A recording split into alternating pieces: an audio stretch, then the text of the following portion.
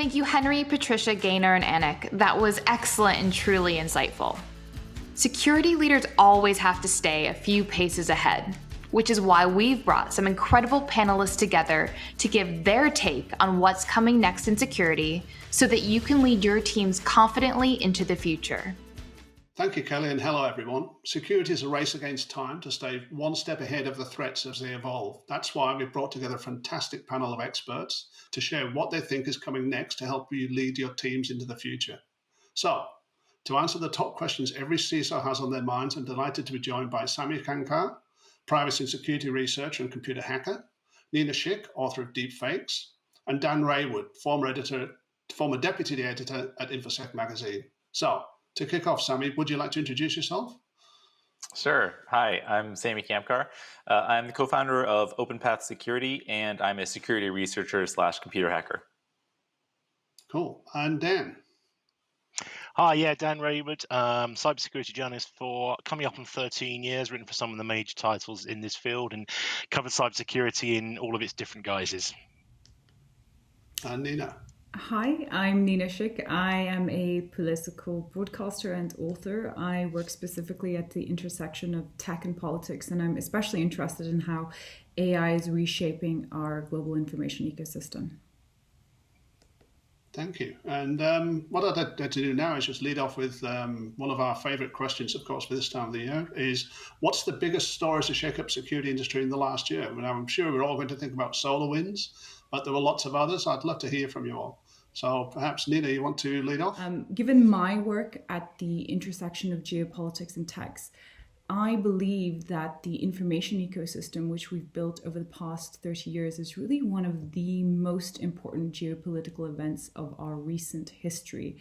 And so from my perspective, if you work in the security industry, in many ways, you're a pioneer because fundamentally your work is taking place in this new ecosystem, which is reshaping, in my view, the future of humanity. But to be more specific with regards to COVID, it's presented numerous unforeseen challenges to the security industry over the past 12 months. But from a broader perspective, I think it might also be the seismic event that catapults the security industry even higher in terms of its priority, not only within organizations, but to society writ large. I think the very interesting thing about COVID and the kind of associated infodemics or more publicly known dangers of the information ecosystem is that it has focused the minds of not only C-suite business executives, but also the minds of those who are at a very senior government level, and even the minds of the broader general public in terms of understanding that the security industry is fundamental to almost every part of modern life, from both a business angle, a nation state angle, and from your perspective as a private individual.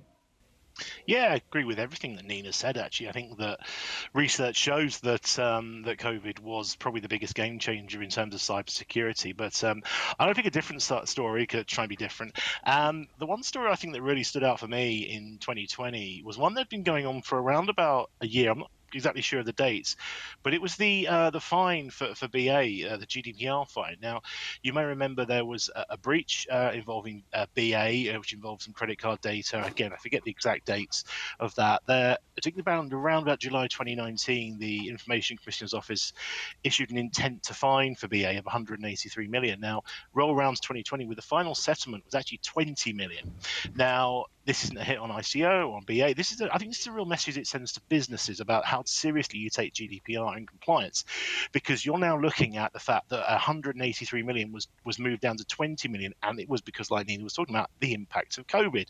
Airlines maybe not had the best 12 months, let's be completely honest. I'm coming up to doing an anniversary of my last flight, which was to San Francisco for RSA conference, and I have barely flown since. So that's just the way things are. But I think that sends a huge message to businesses about how seriously they can take compliance and data protection issues.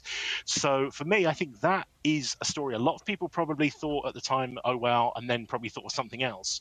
But I think that's going to have some long-term ramifications for sort of the wider industry. Yeah, those are pretty interesting. I mean, the thing that I think is most interesting to me is, you mentioned it, Trevor. SolarWinds, right? So SolarWinds by itself was a big attack, but I don't look at SolarWinds by itself. I just try to look at what is the actual issue abstractly, and how is that impacting other companies, other end users. And I think it's a really, really good demonstration. That security is really hard. Like, it's really hard to secure things. You may say, okay, well, there was some weakness here or weakness there, but I think the most interesting part of that attack is that it wasn't just a company that was hacked, but rather a company was hacked, software was changed, and then that distributed to many other people. And now we think, okay, well, the remote management software, so it's really easy for that to happen. But this is a recurring thing, and I hope people are going to be paying more attention. This is constantly happening. This is happening whenever people are, there was a backdoor that was placed in the Linux kernel many years ago, not accidentally, but intentionally. And fortunately, it was caught before it got distributed. There have been many attacks where some piece of software, something has been changed or altered or intentionally have malicious code in there, but people don't realize it, right? We're seeing the same thing, and we've seen the same thing with packages, so frameworks. People who are developing software and they just pull their JavaScript library to calculate dates because there's no point of rewriting all of that. But who validates that? There's no one who actually who validates, okay, that this library that I'm using, which depends on another 10 libraries, and all of those depend on another 10 individually. You now have 100 libraries from 50 different sources. You don't know which ones are legitimate, which ones are not. And that's, I think, sort of the tip of the iceberg. If you just look down all the way from that software, then you look it down at the libraries, the open source libraries that your computer is using, to the operating system, to the hardware. And the hardware there's hundreds of vendors who have chips and ICs and components in your system. So there's really all of these layers that can be attacked, which I hope more people will investigate, because I think it's actually super interesting. And the consensus is that it's only going to get worse, if not much worse, in 2021, I think, is the way things have started so far. And Forrester analysts believe that data breaches in particular are going to be caused by insider threats, are going to increase a lot in 2021. Does anybody like to comment about that? Would you agree, disagree? Well, I'll just note that I don't know what threats are going to reduce in 2021, right? I don't know of any threats in general that have ever reduced, right? You take something like, maybe buffer overflows that started in the early 90s, and they kind of increase. We build many systems and technologies to try to prevent these types of attacks. So people build sort of a randomization of memory address space and all this stuff. And then now it's 2021, and we're back to using really, really, really tiny microcontrollers that can no longer run full operating systems. So you take a car, you have 100 microcontrollers in there. They're all running bare metal firmware or a real-time operating system. They don't have the space, the capacity, the CPU, the memory required to run a full operating system, which protects against those buffer overflows we thought we were resolved 10 years ago, 15 years ago. And now we're going to have cyclic issues, just the way that technology goes. Yeah. It's challenging. And in particular, though, insider threats, does anybody think that is really an emerging threat? I agree that insider threats are on the rise. If you just look at the data, incidents involving insider threats were up 47% from 2018 to 2020.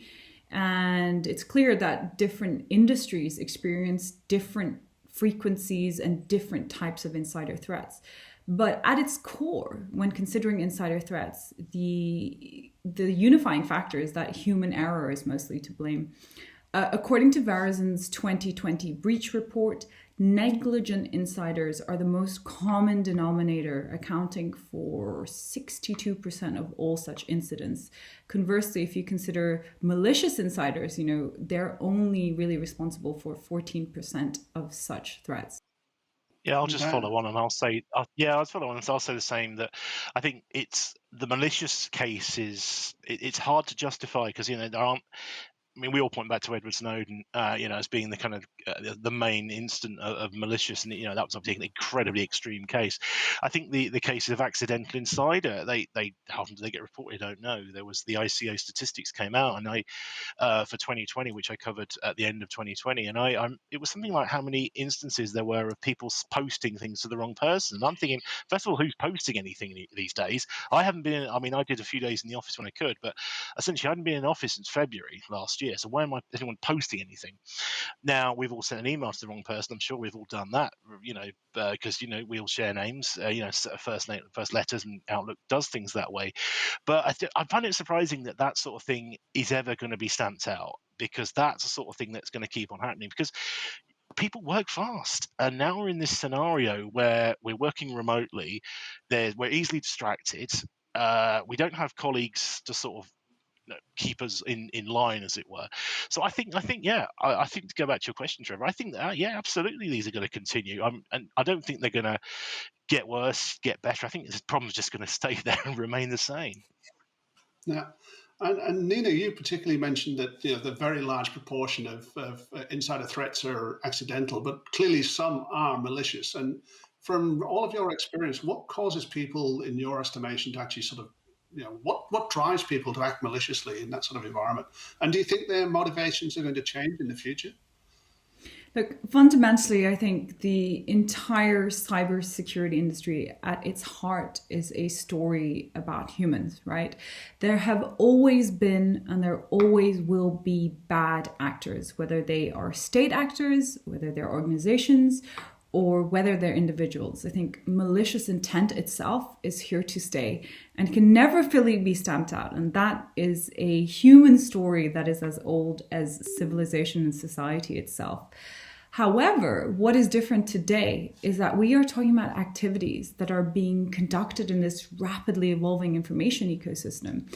And one consequence of this is that there are far more opportunities for malicious activity.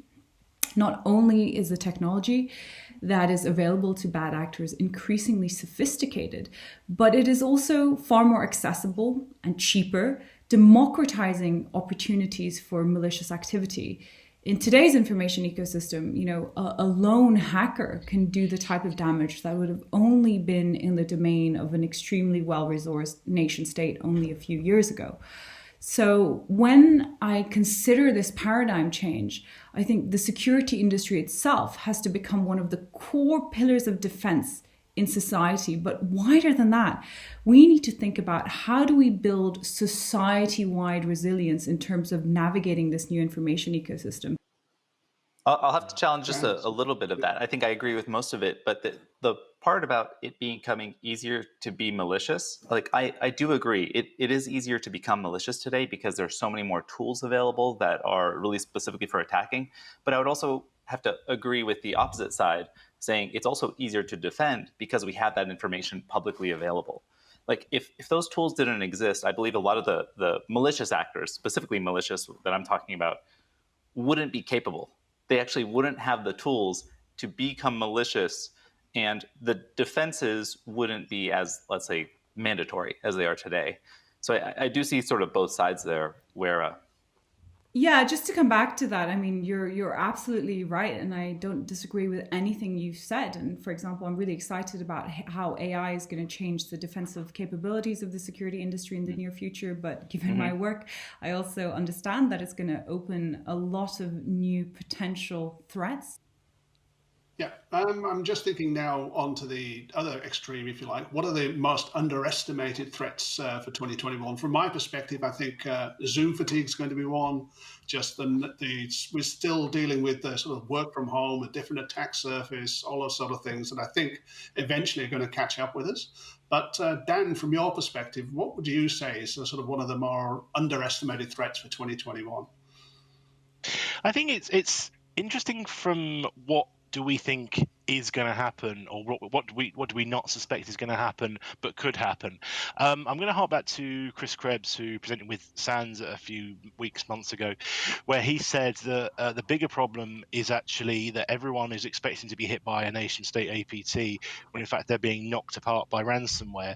So I think a lot of businesses are preparing for those kind of low scale attacks, but they're all expecting to be hit by nation states. And I think that could be the big challenge actually, is for sort of this geopolitical aspect to hit companies, because realistically the power, as it were, of a nation state could actually really hit a small business quite hard. So I'll maybe throw to Nina for your perspective from the geopolitical perspective on what do you sort of think from the nation state side, what is the bigger threat, because that to me I think could be the bigger problem. Well, thank you, Dan, for throwing that to me. I was going to slip on my geopolitics hat and talk about state-sponsored economic espionage. As you know, the international competition in cyberspace is becoming increasingly fierce. I think the most important dynamic that's going to define what happens on the global stage, and from even a company risk point of view, is the battle, if you will, between the two biggest actors on that stage, the United States and China. It's very clear that China perceives dominion of this new information ecosystem as an essential pillar, not only of its national security, of its military, social development, but also economic development. And a part of that is that Beijing has a keen eye on learning everything it can about the United States in particular, but also other Western countries' infrastructure and business practices.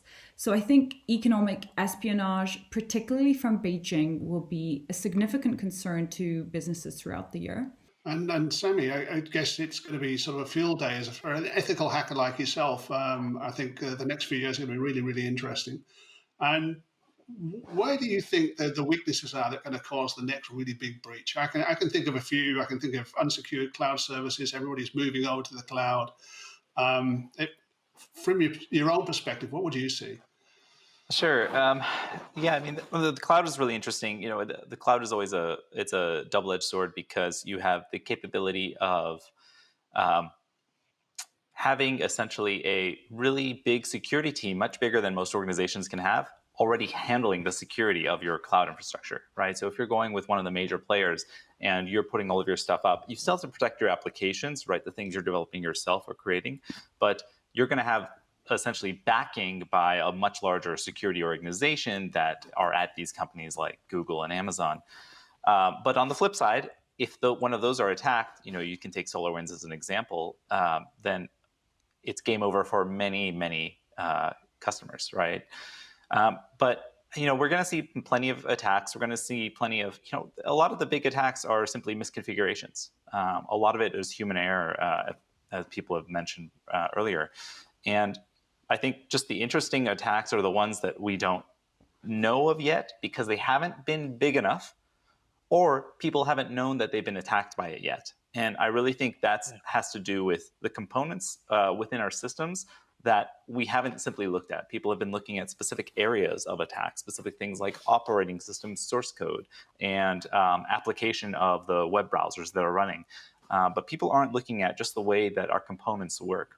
And I'm curious to hear from Nina and Dan. You know, I can think of breaches, like Samy was saying, caused by just basically out of band monitoring and things like that. And big breaches, misconfigurations are going to be huge. As just we rush in this digital transformation, and I know that at the moment we're approaching security very, very much on a company level basis, but we know certainly within Tessian that it's really, it needs to be, it is a human level problem. And Nina, you've certainly thought about that. What do you think is going to really drive that change? How are companies going to start thinking of it as a human layer problem? Well, I think it's inevitable because at its heart, the Tessian approach is correct. This is all about humans, right? The entire security industry is about humans, and the technology that surrounds everything. We think about cybersecurity as a very kind of technical industry. It's simply an amplifier of human intention. And I think in terms of what's going to drive that change, I think the big conceptual penny that's dropping around the world is that we do now exist in this new information ecosystem that encompasses everything. So every organization, every nation state, and even every individual has a part to play in this information ecosystem. I think too often cybersecurity is still thought of, or the cybersecurity part of a company's work is thought of as a separate company in a department.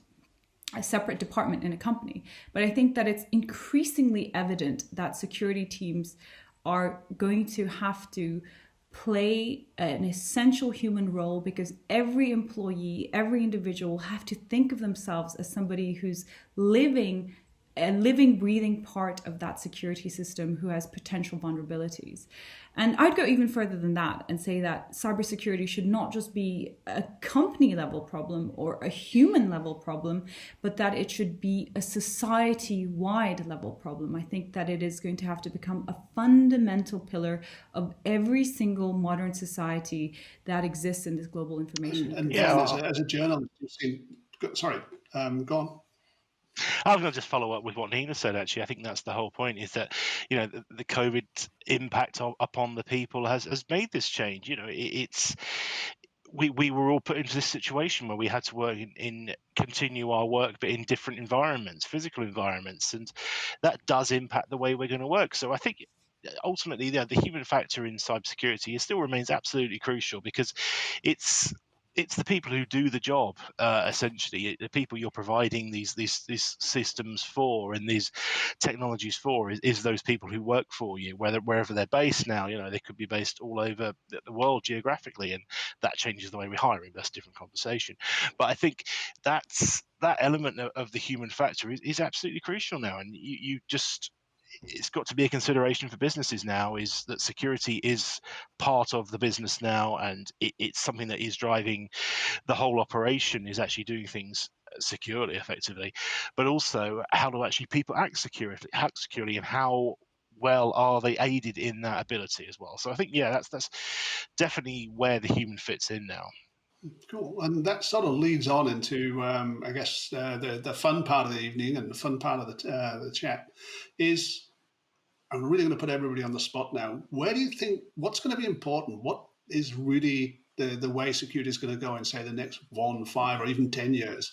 And I know that's really hard, but I'm really curious to hear your thoughts on that.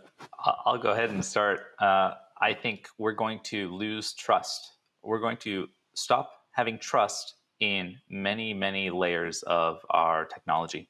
We're going to stop trusting the other devices on our network. We're going to stop trusting the devices we depend on, the switches and routers and firewalls. We're going to have less trust. I think it used to be that, you mentioned inside actors, right? And the idea is that once you're on the inside, you have a ton of privilege. And it's also very easy to escalate privilege once you're inside, whatever that may be, inside of a network, inside of a corporate firewall, inside of someone's computer. So how do you prevent that simple escalation of privilege? And that's by putting roadblocks, putting security mechanisms at every location. That means it doesn't matter that you're on your VPN or that you're on your corporate firewall. This device on the firewall also doesn't trust this device over here, even though they're both owned by the company. So I think we need to stop trusting every device, every component, just because they're inside of some virtual line we've created that we believe is secure. Because we all know there's no security sort of anywhere, right? Security is really broken. So the less we trust even devices within our networks, and we ensure that it's the actual human that we believe is behind that keyboard, I think that will be a big improvement that we can see. So I'm going to answer this one by putting my AI hat on. And I think that there's no doubt that in the next decade, AI will completely transform the industry. We're going to see the use of AI both as a tool and as a malicious new front in cybersecurity. Thanks to the explosion in terms of data availability and the ability of machines to compute or churn through it all, there's been a revolution in deep learning over the past decade. That means that AI is becoming a practical reality a lot faster than many had predicted or expected. And it's permeating every single industry. There's no doubt about it. The IDC estimates that by this year, 2021, 75% of all enterprise applications will use AI. Gartner predicts that AI augmentation, essentially the process whereby AI and humans work together, will create $2.9 trillion of business value in 2021. When it comes to the future of enterprise security, AI will offer benefits, and I think there'll be machine learning systems that can detect, identify, quarantine, and ultimately even thwart cyber attacks from both external and internal threats. But AI, as I know from my work in deepfakes, will potentially also be weaponized with disastrous potential consequences. And organizations more than ever now need to be aware of AI, its use, and what they need to do to secure their infrastructure. Thanks, and Yeah. Dan. Yeah, it's hard to pick one that that hasn't already been addressed really. But I think just to follow on with what Nina was saying there is about this almost predictability that I think Samy was talking about earlier on. We're going to have systems that are going to be able to spot patterns and be able to identify attacks more proactively. I think is one way we're going, and I think using sort of the data sets that Nina was just talking about as well. That's going to be a way forward. The question of can the technology exist to make that happen is probably the answer is probably yes. Do the skills exist to enable businesses to be able to use those technologies efficiently, to actually do that properly? I think the answer is probably no, which I think then leads to sort of one thing I think that will happen. I think it's going to be an opening of the understanding of what skills are needed. I'm going to sort of lean back on that skills shortage kind of constant discussion, but the fact is that businesses are going to need capabilities to know what actually these things are happening. They're going to need just advanced skills that's going to just come from people coming into the industry with better understanding of things like AI and better understanding of things like data patterning, data management, and all those sorts of things. I think that is going to be a change in the way security. It's going to be moving from this concept of locking stuff down, department says no, to actually trying to be more adaptive to the way things work. So kind of a bit of an open answer really, Trevor, but I think ultimately that's the way things are going to change. It's just that it's going to fall back again on having the people who can do the job really. Okay, and thanks. And that was a really great way to wrap up. And I'm afraid, unfortunately, we're out of time. But I'd like to thank everybody who submitted questions. And for those who didn't get a direct answer, we'll certainly follow up with you individually to continue our conversation. And of course, just a huge thank you to Nina, Samy, and Dan for sharing your insights with us today. It's really important that we carry on educating ourselves and on these new threats and stay ahead of all of the various bad actors. I think it's going to be an exciting year. It's going to be an interesting year. And again, I'd just like to thank you all. And of course, thanks to the audience for joining the session. I'll be handing back over to Kelly now, who can take us on to the next session. So stay tuned and thank you.